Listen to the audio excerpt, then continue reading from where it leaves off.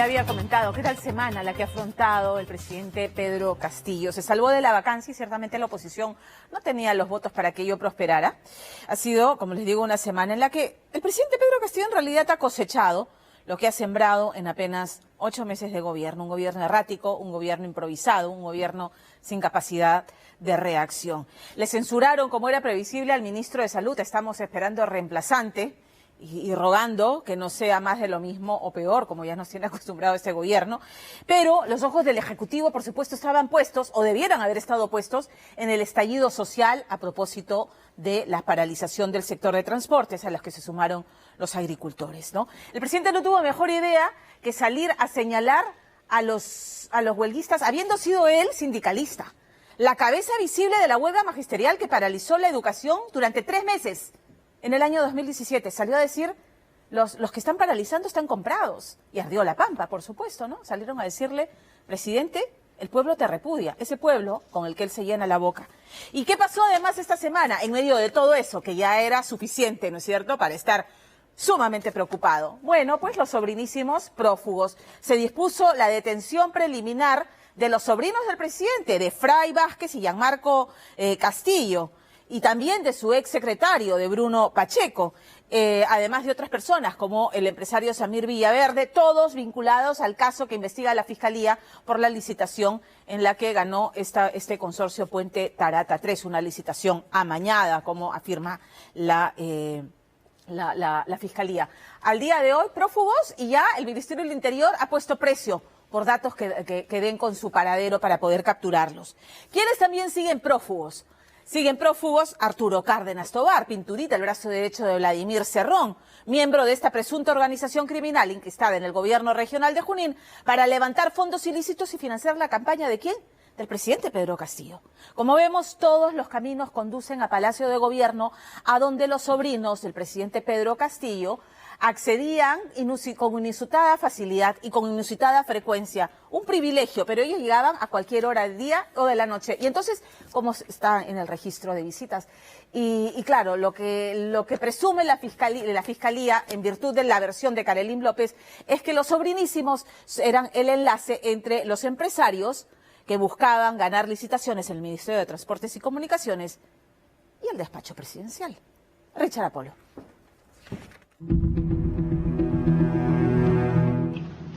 ¿Aló, buenas? Buenas tardes. Sí, la declaración era presencial el día de hoy. No, pero yo tengo una notificación que me ha llegado que es virtual. Dicen que cuando el 17 de marzo la Fiscalía esperaba la presencia física de Fray Vázquez Castillo para que éste rinda por segunda vez su declaración, cuentan que Fray sabía que el Ministerio Público ahora sí tenía muchos más indicios en su contra e interrogantes que al parecer el sobrino de Pedro Castillo no tenía intención de develar, por lo que aquel 17 de marzo no habría tenido mejor idea que llamar al fiscal y mostrarse entre comillas sorprendido. Pero yo lo tengo la notificación en virtual que me llegó al... Tu domicilio es en el Callao, ¿no? El que tú has mencionado, ¿sí o no? Sí, No, pero a ti se te ha notificado. Tú cuando declaraste la primera vez tuviste un número real. Se te preguntó cuál es tu domicilio, te dijiste ese domicilio. Ahí se llevó una notificación. No, yo ahí informé que cambiaba mi dirección, incluso he cambiado mi dirección en mi DNI porque ya el acosamiento en la prensa iba. No, pues está bien, pero es la dirección real que tú diste en tu primera declaración, ¿correcto? Sí, pero lo que pasa es que nosotros, doctor, mire, ahorita yo estoy cambiando de abogado. Por eso, doctor, yo quisiera que me dé la oportunidad de acercarme a su despacho de forma presencial, no hay problema, o de forma virtual. Fray Vázquez Castillo de seguro sabía que la Fiscalía había avanzado en sus investigaciones respecto a él, su primo Gianmarco, y por supuesto, sobre su generoso amigo, Samir Villaverde, por lo que Fray continúa ganando tiempo y tratando, todo apunta, de confundir al fiscal sobre su nueva dirección. Ya, doctor, yo tengo acá la dirección exacta ya para que usted pueda llegar a mi nueva notificación ahí, por favor, quisiera que lo corrobore. Ya, ¿cuál es tu dirección? Asentamiento Humano 200 millas, Callao, Manzana E, lote 22, pasaje Costa Verde. Igual te va a hacer una acta de recepción de esta llamada, pero como yo te digo, respecto a la diligencia, tengo que levantar el acta inconcorrencia porque no te encuentras presente en este momento. Y al parecer aquella información brindada aquel día por Fray le habría sido útil días después, cuando la mañana del último lunes 28 de marzo, la policía fue a detenerlo y no encontró rastros del sobrinísimo del presidente. Fray se había hecho humo y logrado fugar junto a su primo Gianmarco de las manos de la justicia, esa que los indica de formar parte de una organización criminal que habría tenido, dice la fiscalía, el propósito de direccionar licitaciones como la construcción del puente Tarata en la región San Martín. En tanto ellos eran como una especie de intermediarios, ocupaban un puesto importante en algo que la Fiscalía señala como una organización criminal. Es decir, una red criminal destinada a cometer delitos de manera sistemática, no una vez, sino en repetidas ocasiones, favoreciendo, por supuesto, a diferentes empresarios que eran los que finalmente ganaban las obras públicas, las licitaciones públicas y vendían productos al Estado. Los sobrinos, por el tipo de relación familiar con el presidente Castillo, son una especie de llave. ¿Y por qué una llave? Porque Castillo quiere a sus sobrinos como si fueran sus hijos y por tanto hace lo que sus hijos le dicen. Por su ubicación y captura son 30.000 nuevos soles, los que la justicia ofrece por el exsecretario presidencial Bruno Pacheco. Y es que para la fiscalía, Pacheco habría jugado un papel importante buscando que las personas, entre comillas correctas, sean designadas en lugares y puestos claves, funcionarios, que habrían permitido echar a andar la ilícita maquinaria para las licitaciones de obras. La imputación que pesa contra Bruno Pacheco es una imputación que no tiene ningún sustento, no tiene ninguna consistencia, es simple y llanamente la conjetura malévola de quien hace una imputación para acogerse a un beneficio personal, reconociendo una acción delictiva, como en este caso es Karelyn López. En este momento vemos una obra en concreto, pero con todo lo que ha salido a la luz en los medios de comunicación, vemos un patrón de comportamiento. Siempre era igual, siempre había un intermediario que era utilizado aparentemente por el presidente Castillo para que se nombren generales, se asciendan a personas a las que no corresponden, para que se solucionen problemas en SUNAT, para que se otorguen licitaciones públicas, para el tema del Ministerio de Transportes, pero siempre había una aparente metodología de trabajo criminal.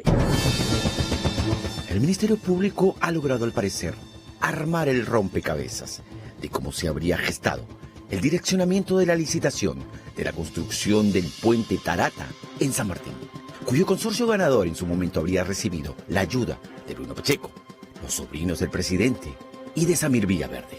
Personajes que habrían, por ejemplo, logrado, dice el Ministerio Público, que 2 de los 3 miembros del comité seleccionador de aquella licitación postergaran la fecha de presentación de ofertas. La razón oculta habría sido, señala el Ministerio Público, que la empresa Termirex, cuyo representante legal era George Pasapera Adriansen y que formaba parte del consorcio Puente Tarata 3, no contaba con un documento fundamental.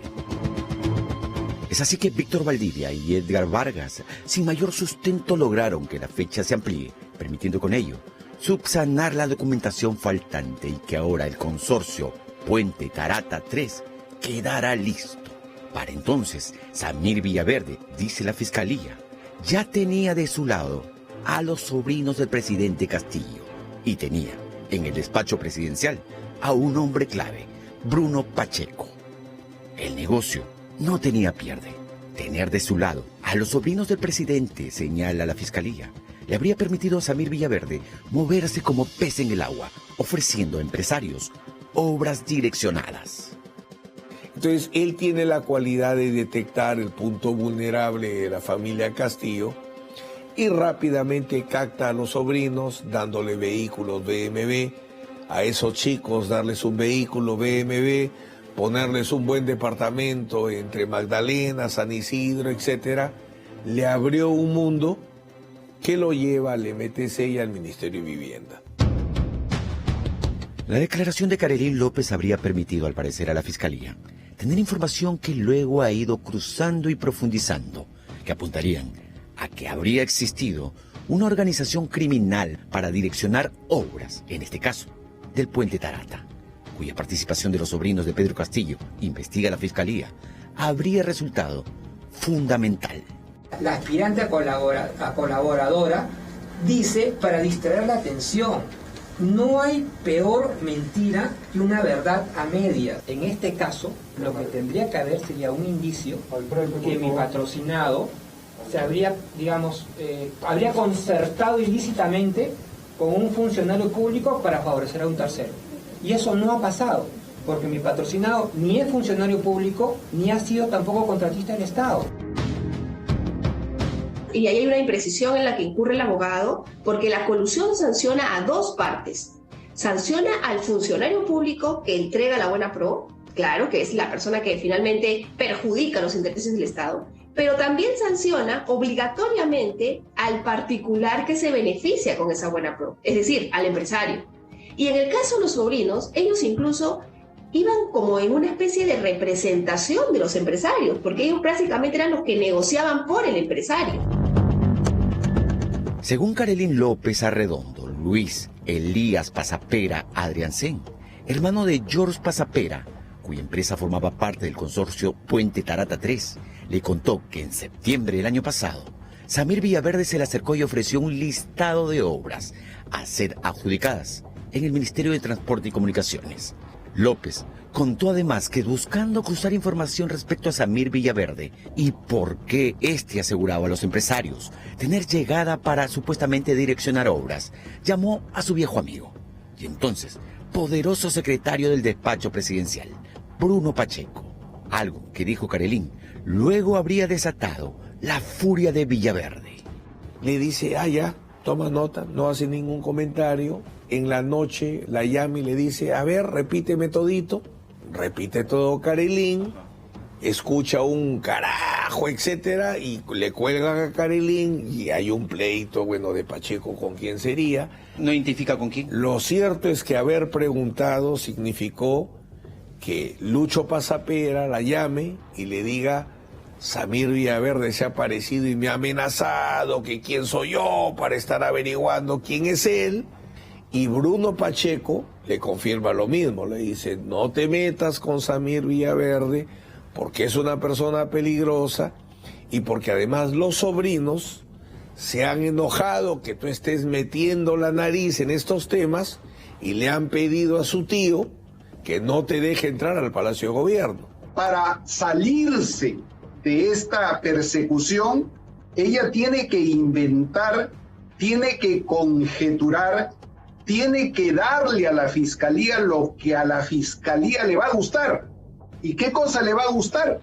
Le va a gustar un tema de escándalo donde se involucre delictivamente a funcionarios de alto nivel.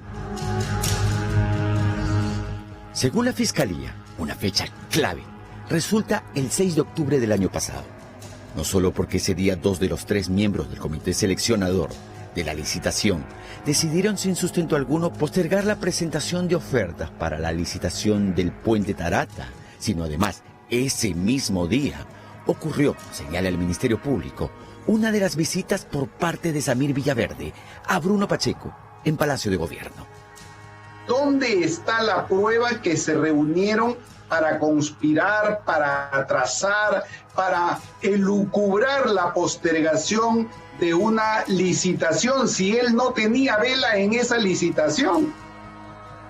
Pero además, ese mismo día, señala la Fiscalía, el funcionario Alcide Villafuerte, de Provías Descentralizada, a la cual pertenecía la licitación de Puente Tarata, recibió la visita de Marco Antonio Pasapera, hermano de George Pasapera, representante legal de una de las empresas que formaba parte del consorcio Puente Tarata 3. Para el Ministerio Público, los 3 hechos guardan relación. Y estaría claro que el respaldo, entre comillas, que tenía Samir Villaverde por parte de los sobrinos presidenciales hoy en día en fuga y por quienes se ofrece 15.000 nuevos soles, le habría permitido a Samir Villaverde direccionar obras para la presunta organización criminal. Nosotros nos hemos acogido a colaboración eficaz en el caso de lavado de activos y no en el caso de Puente Tarata, porque lo que se ha determinado es que lo que se haya hecho con el Puente Tarata se dio en el ámbito de Provías descentralizado. Carelín trabajaba para una de las empresas Arcose. Esa empresa brindaba servicios a los consorcios, pero ella no tenía nada que hacer en Provías descentralizado. Ella trabajaba en Provías Nacional. Con Bruno Pacheco y los sobrinos presidenciales en fuga, será Samir Villaverde, quien por cierto el último lunes al parecer no pudo salir a tiempo de su casa y fue detenido por la policía. Podría terminar acorralado, acogiéndose a una colaboración eficaz.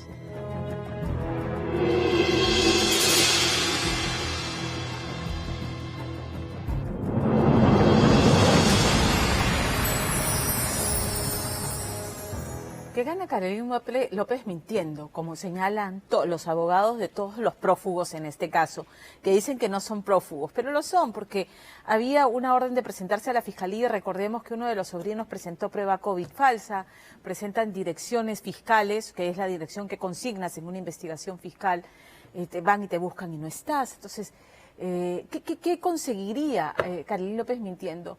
Perder los beneficios a los que aspira. Porque un colaborador eficaz admite delito, pero no señala con pruebas quiénes más participaron de él. Y en la medida en que estas pruebas corroboran sus dichos, ella se beneficia. Mentir le hace un favor a ella para nada. Pero además, lo que han hecho con no ponerse a derecho los sobrinos del presidente Pedro Castillo es ponerse la soga al cuello. Porque no hacen sino demostrar que hay peligro procesal en su caso, que es una de las 3 requisitos que deben concurrir para que una fiscal determine que deben estar presos en lo que dura el proceso de investigación. Porque ya hay algunos de los otros 2 elementos. Elementos de convicción de que los delitos por los que se les investiga podrían haber sido cometidos por ellos y que esto supere los 4 años de cárcel. Pero ahora el peligro procesal está completamente corroborado con el hecho de haber pasado la clandestinidad. Entonces, la situación para estas personas se complica y mucho, ciertamente. Y vemos con preocupación, como muchos, y con suspicacia, lo que ha ocurrido hoy en la